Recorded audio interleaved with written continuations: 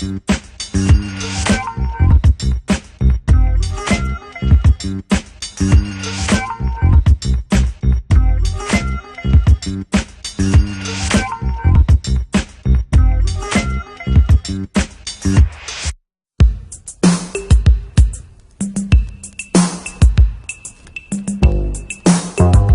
terms of my own introduction to the culture, it was like very much a solo mission. I don't think there were the density in numbers to actually sort of say there was a kind of graffiti scene as such. There were people who were doing it, but I think to call it a scene would probably be overstating it at that time. It quickly became a scene, you know, but I don't think it was a scene at the time. So it was actually reading an article about the film Wild Style, which I came across in a magazine called Black Echoes. What caught my attention was the way the word wild style was written. So it bugged me out. I was like, what is wild style? Why is it written like that? What is this whole culture all about? And I read the article, which didn't really give away too much, but it got me to go and see the film, and the rest is kind of history.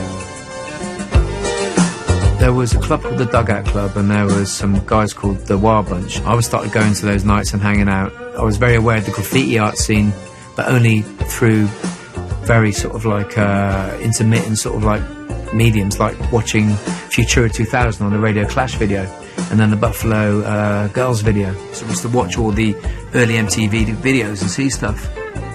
And I started to think about how I might paint with spray cans, where I might go, and took some cans out and started painting on walls using, I guess, record sleeves as my inspiration. I hadn't seen any real serious graffiti street art or any of the train art at that point. 3D's work was actually the first work I saw from a British graffiti artist. I was floored because I didn't see anybody doing anything on that scale. So on one level, that was really great. Do you know what I mean? It's great to see someone else doing something else. On another level, it was like, it's on now, it's like real competition because he'd set the bar. People started before me, so the Futura piece in London, if people say, I wouldn't think that there were any other people doing graffiti before then.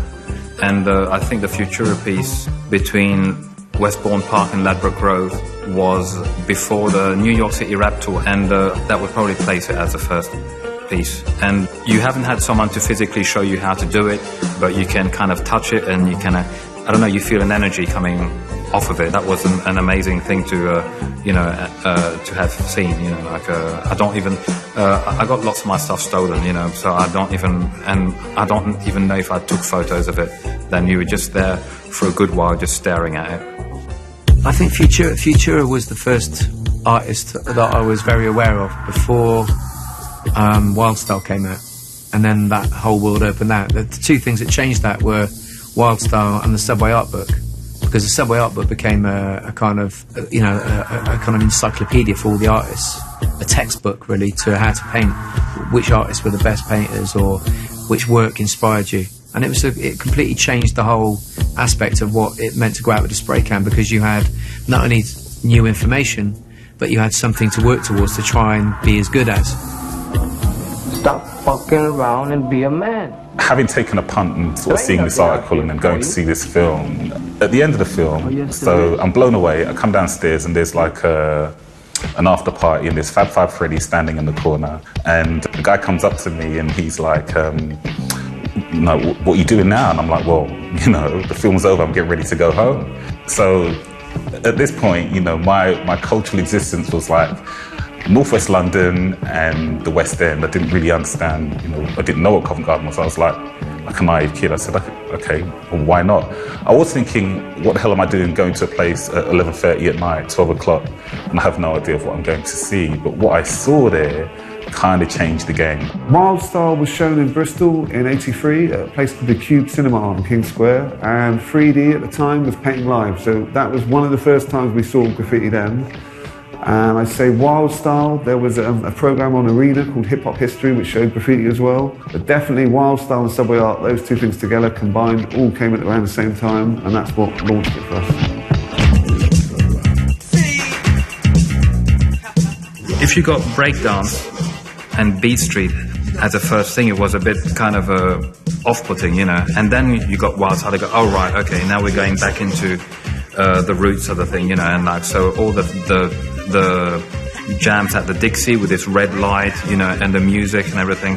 All that became a more kind of focus.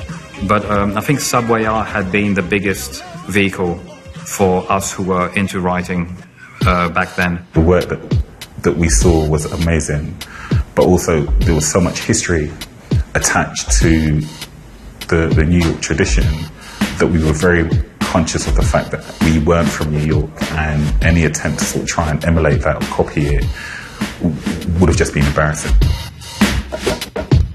I think watching Wildstyle and becoming very aware of the kind of like the electro hip hop movement that was emerging, it was that there was a kind of like really amazing anarchy to it. You know, cutting up other people's records, scratching, rapping over the backs of beats, and obviously the graffiti thing.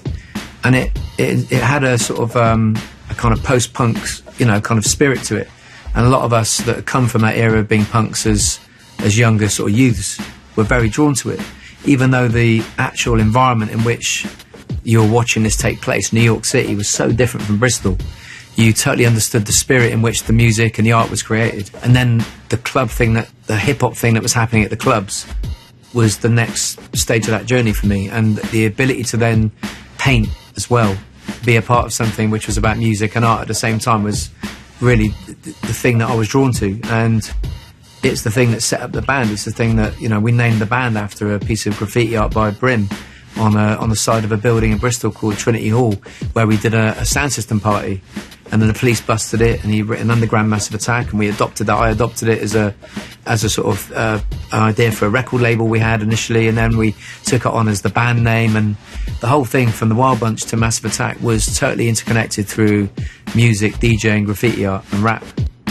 It was all drips and drabs, and there wasn't kind of a really solid scene. Everyone was doing things locally back in the day, and then I think Covent Garden was a real catalyst where people, creative people came together. You had the busking, you had the hip-hop dance b-boys and stuff, and then, the art and the graffiti, I think, started to really pull together there. Well, Covent Garden, obviously, this very old market space in London, been there, and, it was the centre of London, so kids from all over London would come out and hang out in the centre of London, Leicester Square for the clubs, and they gave you space to paint, and so you just had to buy your own paint. And there was walls as long as this room, basically, to play on. And we do it. And that kind of attracted, this clustering, yeah? It's where this virus spreads where we get clusters and people just come along and see that and they start hanging out and more, and it got bigger and bigger and bigger. But there was very few people at the beginning. The first people to paint were probably Snake and Canman, and then Scribbler and I, like in '84, we painted our first pieces, where Scribbler did like that high-tech boot, hip-hop, Zulu, and I did a Shock Shack piece. So that's the first time that we're actually physically painting in a Covent Garden, and then the rest kind of rolls on. First time I went to Covent Garden, Mode, who was called Artiz then, and Scribbler had already secured their position within the kind of hip-hop community. And we spoke because there weren't that many graffiti artists around at the time, and we sort of struck up a relationship and we started sharing sketches and stuff like that. So yeah, we became friends quite quickly. I think it was just, first of all, it was a meeting of the minds, and I think because we shared a lot of the same values in terms of how much we respected what was going on in New York. But in the early days of the scene in London, the Chrome Angels, I guess, we were kind of very much focused on just doing our own thing. I don't think we weren't sort of out in competition and be this kind of omnipotent force. We were actually just trying to do the best we could to kind of acknowledge the culture. The thing about Chrome Angels was that the intention behind was to try and bring together anyone who we thought was the best and most, try to join forces with her, or to bring in anyone who we thought was like really good, and then we saw whether we could get on together or not, so some stayed and some didn't.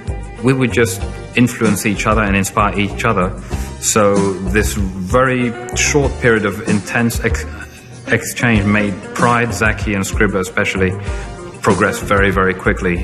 In terms of having that sense of awareness of other artists. Yeah, there were loads of other artists at the time, and most of them we sort of tried to sort of build relationships with. Sort of from my own perspective, I had met up with 3D.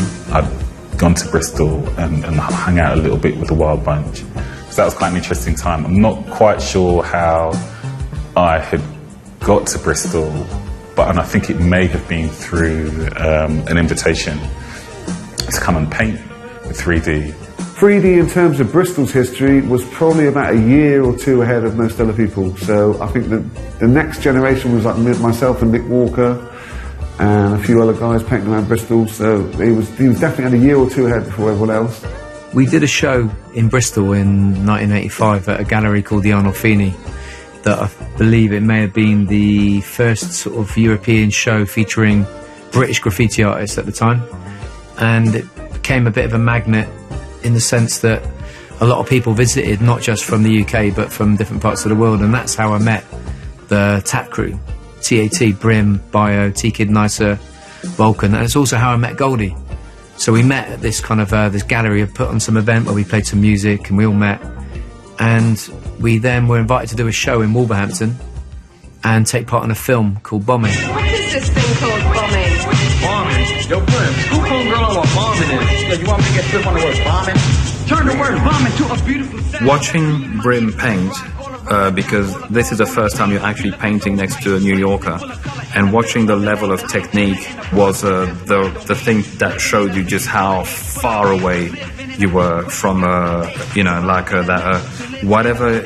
however good you thought you were up until then, it's like, forget about it, and you'd see how he'd control the fill-in, get the outline going, and any little drift, you just like, just off with a finger and just carry on. And Marabou Buntlak was quite runny even then, but he got the consistency and the flow. He checked how fast it comes out really quick, and just knocked his piece out. And this kind of stuff is that's like irreplaceable level of technique of then. Maybe it got easier in Europe after a while when all these spray can shops and stuff like this and whatever came out. But for our generation, it took us 2-3 years minimum to start to get to any kind of decent level that they had, so that was the first exposure to a New Yorker painting in front of my eyes, and you don't forget it, and those are also the major steps in learning. Meeting people back in those days, it was a challenge. Likewise, it was a challenge actually seeing graffiti art anywhere. You never get to see anything. It was like almost a medieval period for the movement, where you had to actually go and visit places and had to, to muster up the cash to get on a plane. And with our sort of like meager resources at the time, you just didn't get to see it. And you very rarely get to see the people unless you forged quite a strong bond, got each other's numbers and stayed in contact. And that's how I kind of met with Pride as well. After this show in the Arnolfini, I met Pride, I met with Goldie, I knew Zaki D and those guys from London. Eventually met Mode 2, and it was quite a tight bunch of people because we were, it wasn't a big movement at the time, and we were so kind of excited and proud to meet the New York artists because they were the heroes to us. Massive heroes, and we felt that we were just kind of, at the time, sort of maybe kind of like slightly weak facsimiles of what they were doing, but nevertheless, we believed in what we were doing. We wanted to kind of make our art sort of like stronger, and we wanted to kind of spread the word. It was maybe in the UK, from our perspective, we had connections in Birmingham and London that were all doing it around the same time. Then you started to realise there was people outside of those cities, and it was just, I think, the feed of information was slower. And when we were going to Europe, you start realising these people were doing it as well. So obviously you didn't have the instantaneous connections you do now. I think it was also like we all developed in a little bit of a bubble, so there was slightly different styles coming in each area. So you go to Holland or Paris, there'd be different lettering styles. For example, like Bando style, you'd have Delta style, different things like that. And when we go there, we would get reference from that and bring it back to show the guys in Bristol. So it was kind of a spreading of information, but all pre the internet. So it was a lot of a slower drip feed. We didn't have a pattern to work towards. There was no model that says, okay, first we do this, then we do this. And in hindsight, there are advantages that I think or if there were things that had we taken advantage of them, you know, the story would have been very different. But we were just expressing ourselves, and there was a timing thing. Compared to now, it's really different, and heightened sense of security, CCTV cameras, the orthodoxy around creative education, creative employment and creative industries, the digital space. There are so many things that kind of frame a young person's existence from a very early age. You kind of wonder where that energy's gone. The London scene in the early 80s were developing on its own, and in 1985, Mo2 moves from London to Paris to be part of a more vibrant scene. And in Paris, he connects with Bando, and together with Shu from Amsterdam, they form the first European graffiti crew, the Primetime Kings.